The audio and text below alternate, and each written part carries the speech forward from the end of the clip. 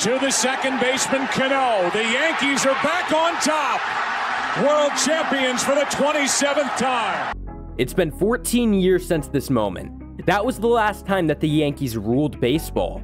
They've won more than any team throughout their history, but in modern history, they have been one of the biggest frauds in all of the sport. The Yankees ownership is right now more concerned about the money that they rack up instead of the wins that they rack up. Baseball in 2023 hasn't been the same at all. The biggest rivalry in all of sports, the Red Sox and the Yankees, have gone stale. After this season, it became evident for Red Sox fans and Yankees fans that both teams need a change. The Red Sox showed change by firing the man in charge, making a statement that things are not going to be how they've gone. The Yankees, on the other hand, are up to bat right now, meaning right now is their opportunity for change. And I think there is a pathway for the Yankees to succeed in 2024, but it has to start right now. Starting with firing Brian Cashman and Aaron Boone. The fans want change, and firing even one of those guys, whether you keep Aaron Boone and you fire Cashman, or even vice versa. Show the fans and even show the players that they are not going to be tolerating losing anymore. No one wants to see the Yankees put money first. They want to see them put a good product on the baseball field. And I think firing some of those guys who are responsible for the current team is the way to get this started. The Yankees have had a few really good rosters in recent history that just haven't got the job done. Now, of course, Cashman and Boone are not the ones playing, but they're both the ones responsible for the players on the field. And they have managed to choke a lot, so I put the blame on those two. Therefore, stop settling for playoff runs and get on a new track of a World Series run. Now, if they elect to go ahead and keep Cashman, or if they even elect to fire Cashman, there's still something that they need to do either way. That would be building a true plan in New York.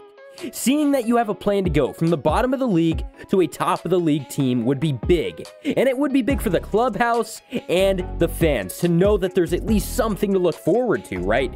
Which, if you ask me, I think it all starts with looking at what you have right now. Because you have arguably the best bat and pitcher in the league with Aaron Judge and Garrett Cole. You have your ace, and you have your superstar.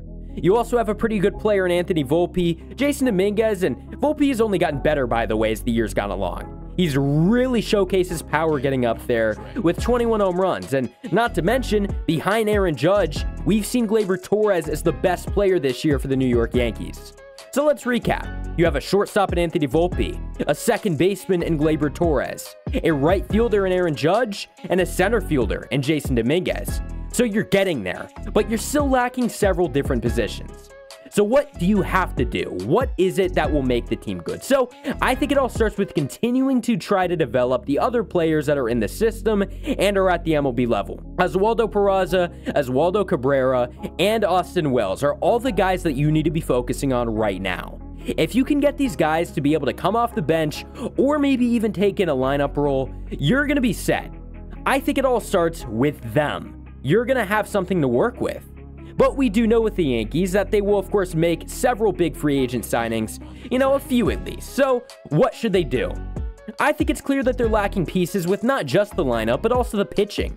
So I say you go ahead and fix both. You sign Japanese superstar Yoshi Yamamoto, who had a 1.39 ERA in Japan this season, to be a part of your rotation. So now you have your number 1 starter in Garrett Cole, you have your number 2 in Yoshi Yamamoto, and your number 3 in Carlos Rodon. Plus, as far as your number 4 and 5 guys go, you could probably rock with Nestor Cortez and Clark Schmidt, which, if you ask me, I think that could really work out for them in 2024. It might not be the best rotation, but it's 3 guys who have at least some point have shown to be a superstar. Then looking in at the bullpen, they're actually in a very good spot, and I think the best route for the bullpen could actually be taking Nestor out of the rotation and putting him in the bullpen as a long relief pitcher. Now, it leaves you a hole in the rotation, so as far as where you go to fix that, maybe you go ahead and sign yourself a low budget piece in free agency, but we'll see how they handle that. But it leaves you with 3 long relief pitchers with Nestor Cortez, Johnny Brito, and Randy Vasquez. So the pitching aspect of your team is realistically solved by now, just by guys being healthy and signing at least 1 superstar pitcher in Yoshi.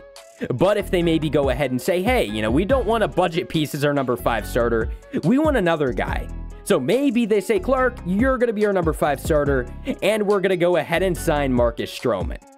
That, to me, would be best. You go ahead and sign Stroman and Yamamoto. Now you have one of the best rotations in all of baseball. Now, with that aspect of the team being solved, what happens with the lineup?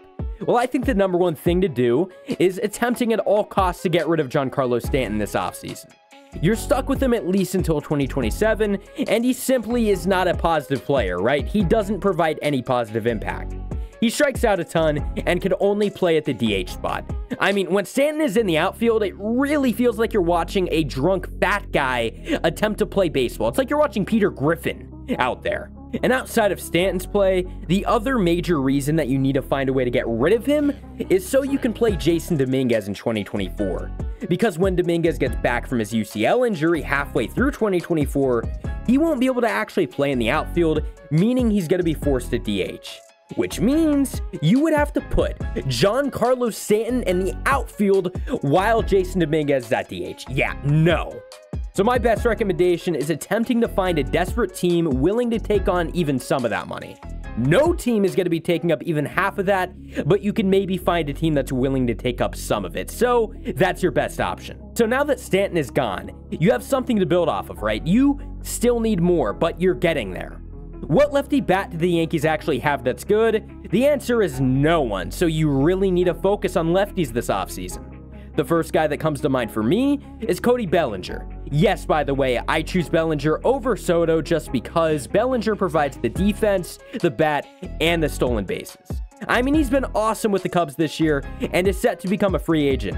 Again, he could steal bases, hit homers, and hit for average. Plus, he's a lefty who provides a really gold glove defense, and all around, Cody Bellinger should be the Yankees guy in 2024. He would also likely be the biggest signing of the season for the Yankees. But you at least have your outfield now of the future. And then whenever Dominguez returns to action, you have Dominguez, Bellinger, and Aaron Judge in the outfield. Overall, it would probably be the best outfield in the entire sport, but even with the addition of Bellinger, the lineup still needs a few lefties, right? One guy's not going to go ahead and solve it, which now leads me to believe that a potential Yankees-Red Sox trade could be on the way. We rarely ever see a trade between the two, but there was a report at the trade deadline that the two teams were very close to a trade. This trade would have been Alex Verdugo for Clark Schmidt, which realistically, the Yankees should be all over Alex Verdugo. I mean, why not add another lefty? He could DH and play in the outfield. He could play in the outfield while Dominguez is out with his injury, so you would likely have to give up a pitcher to Boston, but you at least have your outfielder hole fixed whenever Dominguez is out. Verdugo has an expiring contract, so he'd likely only be a rental, but it keeps a good player on the field while Dominguez is out. That's the number one priority, staying competitive even with one of your best players not playing. As far as the infield goes, the Yankees are very limited right now. They added two lefties, now of course with Bellinger and Verdugo, so if they really wanted to go ahead and pursue a righty, they could. Which precedes me to believe that Jonathan India could make a lot of sense for the Yankees. His bat has been really nice for the Reds and could only be a positive impact for the Yankees. And in my eyes, it takes DJ LeMahieu off the field, which would be a big positive. The negative of this trade is you got a decision to make now. Do you move Gleyber from second, or do you move Jonathan India from second base? I think the answer is actually pretty clear. You move Gleyber Torres over, and the reason is that his defense is pathetic. But now looking in at the team for one last time, your outfield is Aaron Judge, Cody Bellinger, and Jason Dominguez, with Alex Verdugo at DH in a fourth outfielder role, and then your infield is Austin Wells, Anthony Rizzo, Jonathan India, Gleyber Torres, and Anthony Volpe. This team is nowhere near to perfect by any means whatsoever, but it is a much better team than 2023. This type of an offseason really focuses on giving you a new vision for the New York Yankees. A team that wins off of up-the-middle hits, rather than having power hitters who strike out 300 different fucking times. It also gives you flexibility in your lineup, having guys who can play all over. Then the pitching side of things, on the other hand, gives you a strong rotation and a strong bullpen. The biggest thing for it to work, you develop players make smart trades, and you use your money wisely. And in the end, I believe this could result in an exciting playoff race for the Yankees in 2024. This is all coming from a Red Sox fan, by the way. Let me know what you guys thought. I hope you guys enjoyed. Subscribe if you haven't already, and peace out.